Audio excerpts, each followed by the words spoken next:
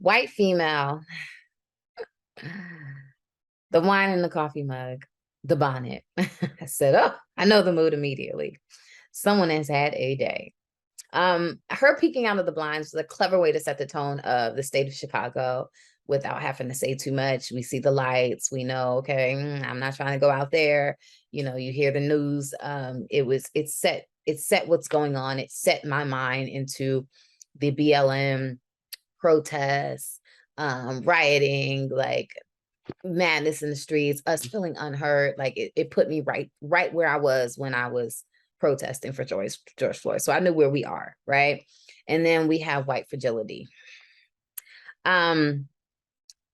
I love that she's going back through her past and has her inner self talking to her. And I love that we're seeing all aspects of us because we have all different aspects of us. You have her inner child, you have her inner intellect, and you have her inner activist. And it's just so relatable to me because I mean, Black. It's just how it is when you're interacting with white people. Like let's keep it 100. There's always a defensiveness sometimes, and not even just like white people in necessary. It's just there's for me an ally is someone who is willing to just listen without the need to argue when I explain to you how I feel as a Black person, because I do not argue with someone. Like with my friends are Latin and they say, this is how I feel as a Latin person. If my friends are Native American and they say, this is how I feel as a Native American person, I do not argue your experience. So I guess why there is such an argument is because white people feel like they have their own experiences and they want to argue or defend their position, but you cannot argue and defend your position and ignore the prejudice. You can't ignore the history of racism. You cannot ignore the constant aspect of law that leans in your favor. Like you can't, like, even if your own personal experiences is, I don't say it out there, I'm not racist. You cannot ignore everything that's happening around you. And that's what my problem is sometimes when it comes to white fragility and this feeling of immediate defensiveness. Well, I feel like I'm an ally, and it's just like, well, if I'm telling you I feel like there's more you can do, why do you have a problem with that? But I digress. I think a true ally would listen without feeling like they need to argue.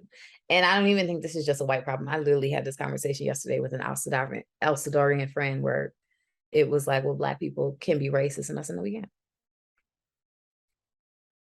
We can be prejudiced.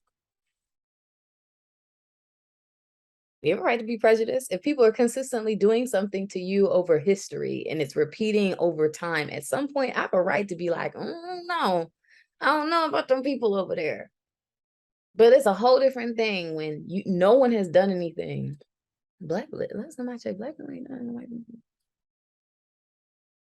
I mean, we might have retaliated a few times, but like for the most part, if we're keeping score, y'all winning. Okay, so for me, if you have one race historically that is consistently going after another, and there's been no reason to historically to do it, it's kind of like, what's your problem? That to me is where racism comes from, and I just don't feel like we had that. If anything, we're on more so on the other side of having it come our way a lot, and then at some point you're just like, I don't want to be around white people anymore. Oh my God, like, well, yeah, I don't, because there's a lot coming at me. But that's a whole nother. Let me focus on this.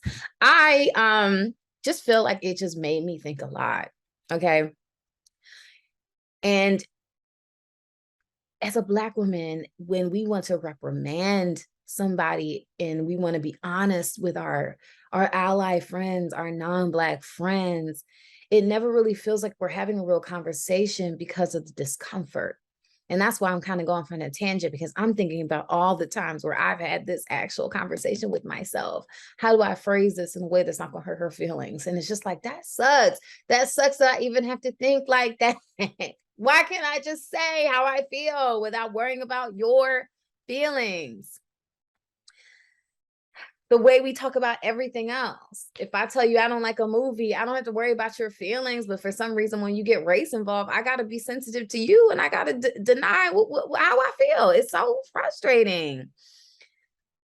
But it was just so clear and concise. I loved how they differentiated the sides of her. Even the artwork on the set, subtle messaging. I caught it. I caught it with the activists. Okay, you got the African sculptures. I see you with the inner child. She's choosing the white doll over the black doll. I caught that too. It definitely represents what I feel. And then, when we say we can't breathe, this is what we mean. It's like, I don't even get the relief of being able to express my frustration without it being a problem. And I thought that the voice acting of the white friend was great. It's like, yes, this is exactly the sentiment. This is exactly the conversation that we've had. It's that whole idea of, well, I'm going to turn this and make this about me, because I don't understand. And at the end of the day, I don't want to understand. Because as soon as you say certain words like fragility and racism and prejudice and not being an ally, people get stuck on that and they don't even want to hear anything else. You know what I mean? So being an ally is hard, because being an ally, you really have to put yourself aside. That's the only way you can be an ally. And a lot of people, let's face it, y'all not ready to be no ally. So stop claiming to be an ally, because you're not. But I love this. Oh, keep making stuff. Keep making stuff. This is for the short film White Female. There was a lot accomplished in just under, I think it was like 9.5 minutes, so under 10-minute film. I thought it was a big subject to take on, and they did a really great job with it. I really like the different characters, the different people within her, kind of, with conflicting opinions. I think it's basically, the empathetic side versus the side who wants to speak up for herself and stand her ground. So I thought that was a really neat take on what goes on inside of us and who wins and when they win and why do they win, and who gets to have their say today. I thought it was really cool. I just wish technically that the lead actress didn't get stuck in that one position on the couch, because I just felt like she was facing away from the camera the whole time, and it would have been nice to see more of her face, just technically, because I thought all the editing and the acting and everything was there. It started bothering me that she was just stuck in that one position, and it looked kind of awkward. But other than that, I mean, good voiceover for the white friend, and really good job on the different characters for the lead actress too, as far as the different people within her inner voices. So great job. This was different, unique. I really appreciated it, and of course the message came across loud and clear. And yeah, thanks and good luck and good job. This film is called White Female. Wow, this was a compelling short from the US. The writing is excellent. It's about two long-term friends, the lead, a black woman on camera, and her white friend on the phone. Very smart idea to have different versions of the lead, one as a rather naive child, and several different versions of her aware adult self. I was glad to see her recognize her friend's defensiveness and racism and her need to break things off. I also thought that the lyrics in the song at the end, "If You Don't See Color," were brilliant. Excellent, thought-provoking film. Well done. I thought White Female was such a fascinating short film. The different perspectives were so important, and it was fascinating to see someone speak their truths and hear the voices inside their head, from their inner child to how they really feel, to sort of a wiser voice, and all discussing such the age-old important topic matter of race, and how race plays a role in friendships and relationships, and how others view you, how you view yourself in this world. And the editing was done really well. Cutting between the different voices was seamless. It really seemed like the different voices were talking to each other, and seeing how they all influence the main protagonist was great. And as she got more frantic, and as the white female best friend, Shell Bell, got more aggressive and defensive. The voices chimed in louder and the music got louder and the pacing picked up, and you could really feel the frantic energy.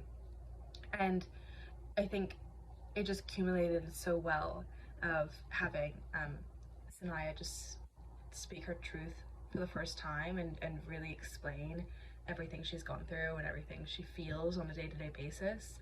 And it was done really artfully without, you know, it wasn't too on the nose, it wasn't attacking, it was really well told, and it was honestly a pleasure to watch. White Female is a very good look at, like, like white saviorship and how people view it and everything. I think it's done very well in that sense, where like it has this message and it conveys it really well and it's acted very well, and it's simple yet you understand. The White Female had timely dialogue. I think it came from authentic views. I felt like I was in Chicago in a specific time.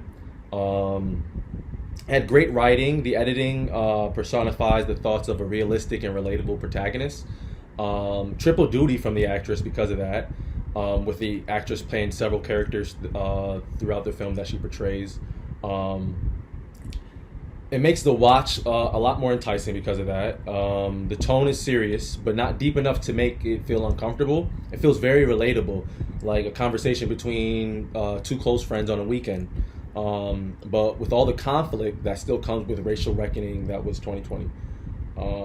So I felt that it was also another great watch. White Female showed two very different views on a controversial subject.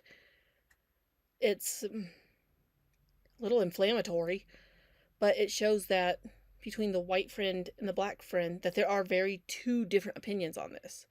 I actually feel bad for the main character if she truly believes the propaganda she's being fed.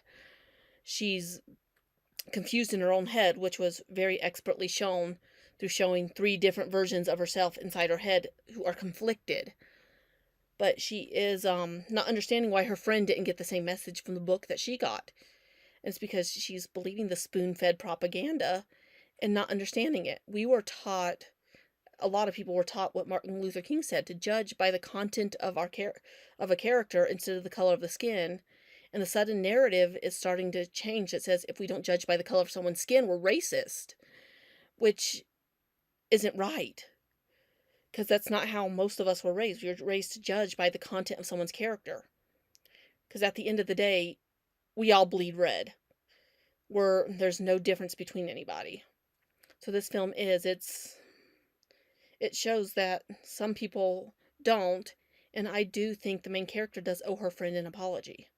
She needs to maybe rethink some things, figure out what it is, stop listening to the media, and figure out who she is as an individual, as a person, instead of projecting stuff onto her friend. Things that probably aren't true. Because if I was the friend, I'd be offended if someone suddenly called me a racist after years and years of friendship.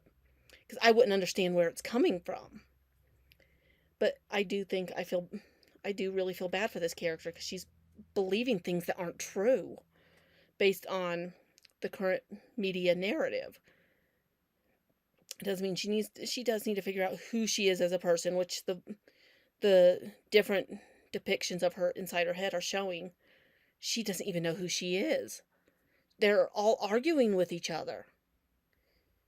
So it would be professional help, maybe turning everything off for a few days, maybe leaving the town you live in, just to rethink and think, is it me or is it them? Or is it the media? Just a calm thought. Because I do think she owes her friend an apology for saying something that's not true. And she's wanting her friend to apologize for something her own mother said. The friend didn't say it. So you can't judge the friend based on what another person said. You can't judge people for what the past is. There's nobody alive today that had anything to do with what happened during slavery. There's nobody alive today that dealt with a lot of this. There's several people who are activists and were part of the civil rights movement. that people like this could probably reach out to and figure out what real racism is. Because films like this actually take a very serious word, racism, and turn it into meaning nothing. People aren't going to listen anymore when someone cries racism because it's become a buzzword just to silence someone. They need to start reaching out to people who were part of the civil rights movement and figure out what it is and who you are as a person before you blankly accuse somebody of racism based on a piece of propaganda. That nobody would like being accused of something they're not. So, yeah. I thought that White Female was a really great short film. It was really creatively told in terms of having the one actor play the different internal characters, and I really liked the creativity and having the different lighting and setting and costumes to kind of represent the different insides. That's really unique. And the conversation between the two characters, I think, is really timely and really important. And it's one of those conversations I think that people want to have, honestly, but can't. And I really like how the film explores that, and from the different perspectives as well. So I think it was really, really well done. All right, I just finished watching White Female, which I thought was a really funny and interesting piece. It was a commentary on sort of racial dynamics and, an inability to sort of navigate them when you're younger and sort of now re-interrogating them as you're older. I thought the lead actress was really funny. The concept between her and different roles, talking from her a younger angle as well as a present day angle, was a lot of humorous dynamics. And I felt like it was really shot in a way that was sort of grounded and relatable. It really showed you like how typical this type of interaction is and how difficult it would be normally to navigate it. So I thought it was interesting how she was able to get humor from a subject that is usually quite dark and dramatic. It was able to bring some levity to sort of these interactions and show how it led to her wanting to see herself differently now that she realizes how she was being perceived in the lens of other people. So in general, I thought it was a very interesting piece, well done and quite funny, and the lead actress was really dynamic on screen. So I ended up enjoying it.